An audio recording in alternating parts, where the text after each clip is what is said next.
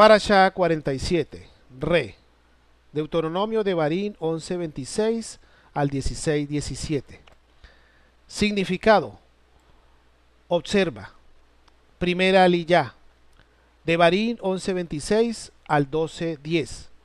De Barín 11:26 al 28. Observa hoy. Pongo delante de vosotros una bendición y una maldición. La bendición: si escucháis los mandamientos de Yahweh vuestro Elohim que os ordeno hoy, y la maldición, si no escucháis los mandamientos de Yahweh vuestro Elohim, sino que os apartáis del camino que os ordeno hoy para seguir a otros dioses que no habéis conocido. El Eterno presenta dos opciones para que el hombre pueda elegir. Es una evidencia clara de que el hombre fue creado con libre albedrío. Esta es la razón por la que esta parashá empieza con la palabra re o observa. La observación que debemos hacer es fijarnos en las dos opciones que hay para elegir y luego tomar una decisión correcta. Si el hombre hubiera sido creado como una máquina, no tendría opciones para elegir. Cada uno tiene la libertad para escoger. Nadie está obligado a obedecer o a pecar. Eres libre para escoger el pecado, pero esa libertad no te exime de la responsabilidad y las consecuencias de tu elección. Podemos elegir entre bendición y maldición, que son las consecuencias de la obediencia y la desobediencia respectivamente. La bendición alcanzará al que obedece y la maldición afectará al que desobedece. La bendición y la maldición son dos fuerzas sobrenaturales que operan en el mundo invisible y se manifiestan en el mundo visible.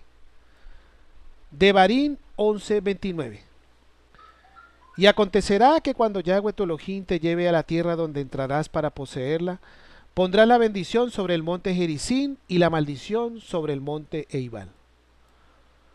Los rabinos discuten si realmente se puede hablar de una montaña de maldición y otra de bendición. Según Rashi, esto se refiere a que la bendición y la maldición son enunciadas como estos dos montes respectivamente. Lo traduce el Targum: pondrás los que bendicen. Moshe debía congregarse en Chequén, entre los montes Gerizim y Ebal, para la renovación del pacto entre el Eterno y ellos como su pueblo, como lo cita Deuteronomio de Barín 27:11 al 14. Renovación de la alianza. Y para esto debían conocer todas las cláusulas del pacto. Esta renovación de las palabras de la alianza incluía el establecimiento de los votos de obediencia que todo el pueblo había hecho en el monte Sinaí. Haremos todo lo que él nos diga. Onashek Beshimá. Devarim 11:30. ¿No están ellos al otro lado del Jardín, más allá hacia la puesta del sol, en la tierra de los cananeos que habitan en el Arabá, lejos del Gilgal, junto a la planicie de Moré? Las dos montañas Gerizim y Eibal con toda probabilidad son aquellas que hoy en día tienen los mismos nombres, aunque hubo rabinos como Eliezer que hablaron de dos colinas juntamente en el otro lado del Jardín. Según Rashi, toda vez que aparece la palabra Aharei, traducida como detrás, tras o más allá, se refiere a algo cercano. El monte Eibal, a 940 metros sobre el nivel del mar, está al norte, y el monte Gerizim, a 880 metros sobre el nivel del mar, está al sur. En el valle entre los dos montes se encuentra la ciudad de Chequén. Había una ruta importante que pasaba por ese lugar que conectaba a Israel con el resto del mundo. Fue un lugar de encuentro entre los viajeros entre el norte y el sur, el oeste y el oeste. Aquí fue donde Abraham construyó el primer altar, como lo cita Génesis 12:6. Y aquí fue sepultado Joseph, como lo cita Josué 24:32. Al colocarse en Chequén mirando hacia el norte, donde está el monte Eibal, sobre la cual se pronunció la maldición, la espalda está hacia Jerusalén. Al voltearse hacia el sur, la montaña de bendición estará delante y más allá está la montaña escogida por el Eterno, el monte Sión. En Juan 4 hay una discusión entre Yeshua y la samaritana sobre el lugar de adoración. En este caso, la palabra adoración tiene que ver con el culto a los sacrificios. Los samaritanos siguen manteniendo la idea de que Gerizim fue elegido como el monte donde el Eterno iba a poner su nombre y siguen sacrificando animales allí. Devarim 12, 2 al 3. Destruiréis completamente todos los lugares donde las naciones que desposeeréis sirven a sus dioses, sobre los montes altos, sobre las colinas y debajo de todo árbol frondoso. Y demoleréis sus altares, quebraréis sus pilares, quemaréis a fuego sus árboles de culto, derribaréis las imágenes talladas de sus dioses y borraréis su nombre de aquel lugar. El texto que habla de destruir los lugares de culto pagano y borrar los nombres de los dioses falsos está contrastado por lo que dice el versículo siguiente: no procederéis así con Yahweh vuestro Elohim.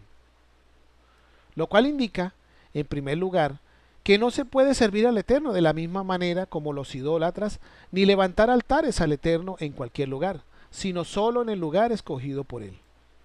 Está prohibido destruir cosas y lugares que han sido utilizadas en el culto al Eterno.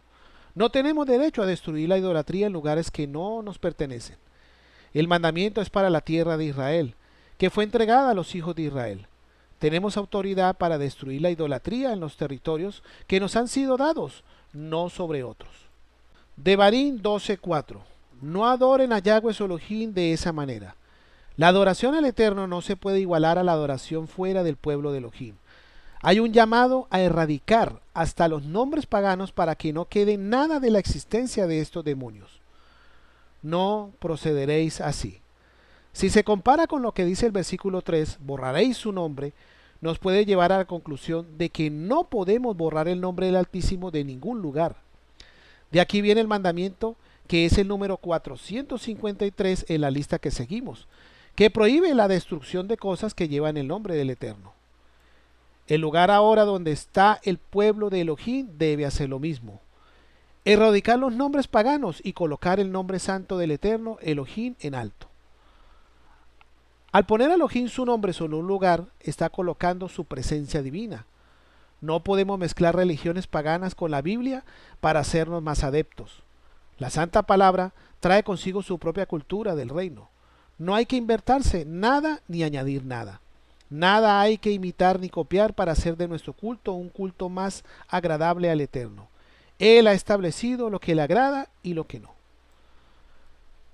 Devarim 12:5.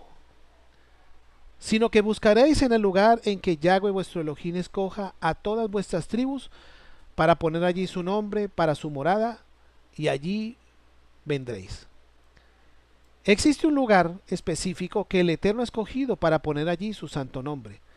En ningún otro lugar está permitido ofrecerle sacrificios encendidos.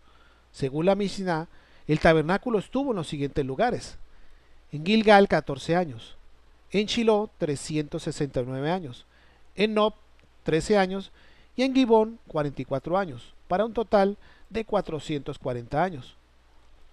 Estaba permitido sacrificar en los lugares altos antes que el tabernáculo fuera erigido en el desierto, pero no durante los 39 años en el desierto.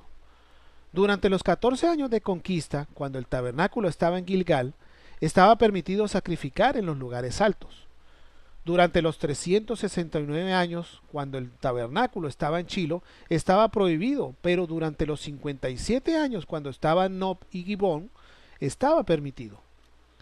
Después de la construcción del templo de Jerusalén, los sacrificios en el lugar alto quedaron prohibidos para siempre, a excepción del sacrificio que el profeta Eliyahu hizo en el monte Carmel, cuando había recibido un permiso especial del Eterno con el fin de hacer volver al pueblo al Altísimo. El templo de Salomón permaneció 410 años, así que el tabernáculo duró más de 440 años que el mismo templo de Salomón. Como los profetas no podían introducir innovaciones en la revelación, sino solo desarrollar algo que ya fue dado por medio de Moshe, tenemos que preguntarnos dónde está en la Torá de Moshe el lugar escogido por el Eterno para poner allí su santo nombre permanentemente. Existen dos testimonios acerca de la ciudad de Jerusalén en el Humash. El primero se encuentra en Génesis 14:18, donde habla que Melquisedec era rey y sacerdote en Salem. Salem es el mismo lugar que Sion, es decir, Jerusalén. Salmo 76:2. En Salem está su tabernáculo y en Sion su morada. El Mesías tendrá el ministerio eterno de Melquisedec de ser tanto rey como sacerdote en la misma ciudad, Jerusalén, como está escrito en el Salmo 110:4. Yahweh ha jurado y no se retractará, que tú eres sacerdote para siempre según el orden de Melquisedec. El segundo testimonio que tenemos en el Humach de un lugar escogido por el Eterno para poner allí su santo nombre permanentemente se encuentra en Génesis 22. La fe de Abraham es probada, donde habla de la atadura de Yitzhak sobre el altar en uno de los montes de la tierra de Moriah. Está escrito en Génesis 22:14. Y llamó a Abraham aquel lugar con el nombre que el Eterno mostrará, Jireh, como se dice hasta hoy. En el monte de Yahweh lo mostrará, Yiraeh. La traducción aramea de Onkelos dice que en Génesis 22:14, Abraham adoró y oró en este lugar, y dijo ante el Eterno, aquí las generaciones futuras adorarán. El lugar donde Abraham ofreció como sacrificio a su hijo Isaac fue un lugar escogido por el Eterno, y esta verdad fue revelada a Abraham y a sus descendientes, de manera que siguen reconociendo hasta hoy que en ese lugar el Eterno lo mostrará. ¿Mostrará qué? Mostrará el eje de todo el plan de redención, la muerte del Cordero. En ese lugar murió Yeshua como sustituto para todos los hombres, y así el Altísimo mostrará a todo el mundo su justicia completa al perdonar al pecador sus pecados.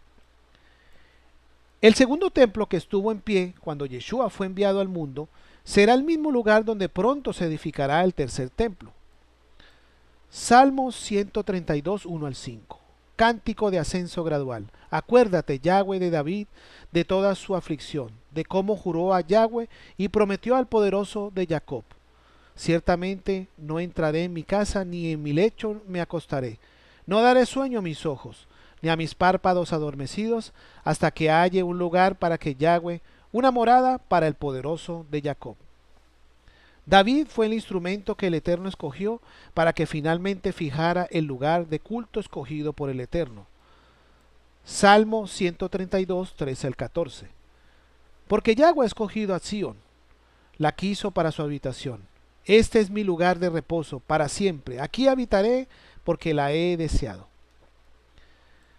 El monte Sión fue escogido para siempre ser el lugar donde se fijará el nombre del Eterno.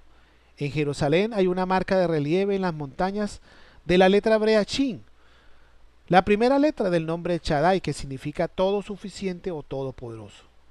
Así el Eterno puso también de forma física uno de sus nombres en ese lugar. Devarim 12:7.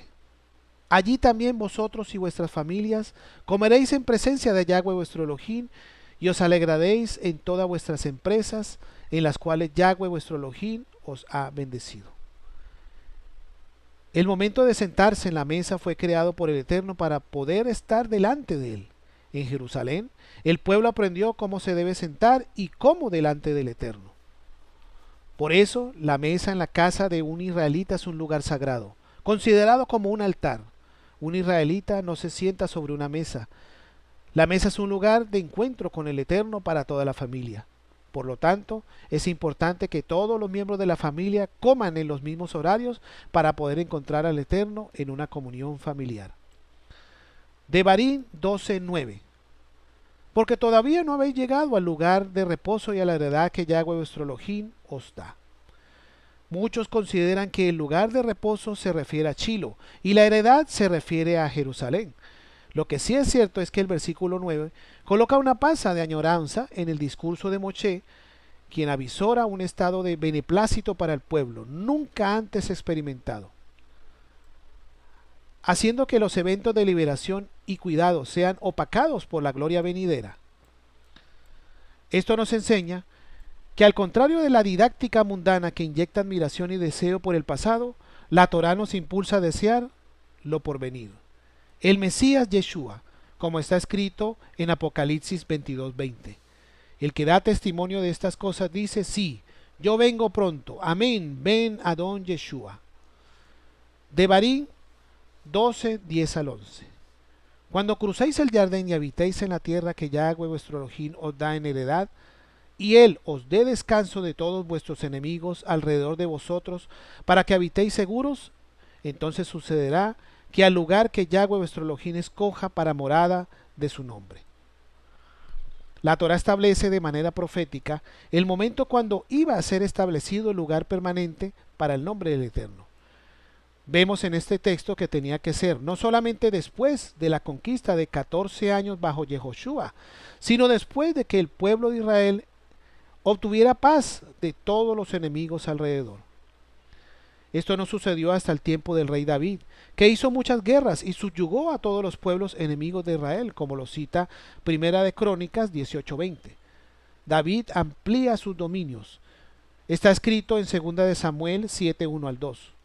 Sucedió que cuando el rey ya moraba en su casa y Yahweh le había dado descanso de sus enemigos por todos lados, el rey dijo al profeta Natán: mira, yo habito en una casa de cedro, pero el altar de Yahweh mora en medio de cortinas. En Primera de Crónicas 21, David cuenta el pueblo, y en 22 son los preparativos para el templo. Se habla de la compra del campo donde el templo iba a ser edificado, al norte de la ciudadela de David. Pero aunque el rey David tenía el gran deseo de construir el templo, no pudo hacerlo, por causa de que había derramado mucha sangre. Por eso su hijo Salomón fue escogido para llevar a cabo esta obra magnífica, como está escrito en Primera de Crónicas 22, 8 al 10. Pero vino a mí la palabra de Yahweh diciendo: tú has derramado sangre en abundancia y has emprendido grandes guerras. No edificarás una casa en mi nombre, porque has derramado mucha sangre en la tierra delante de mí. He aquí te nacerá un hijo y será hombre de paz. Yo le daré paz de todos sus enemigos en derredor, pues Salomón será su nombre, y en sus días daré paz y reposo a Israel. Desde entonces Jerusalén es el lugar donde el nombre del Eterno es fijado para siempre, y es allí donde el hijo de David, Yeshua HaMashiach, muy pronto se sentará sobre el trono de David para gobernar sobre las 12 tribus de Israel y el resto del mundo, como está escrito en Lucas 1:32 al 33. Este será grande y será llamado Hijo del Altísimo, y el Señor Dios le dará el trono de su padre David, y reinará sobre la casa de Jacob para siempre, y su reino no tendrá fin.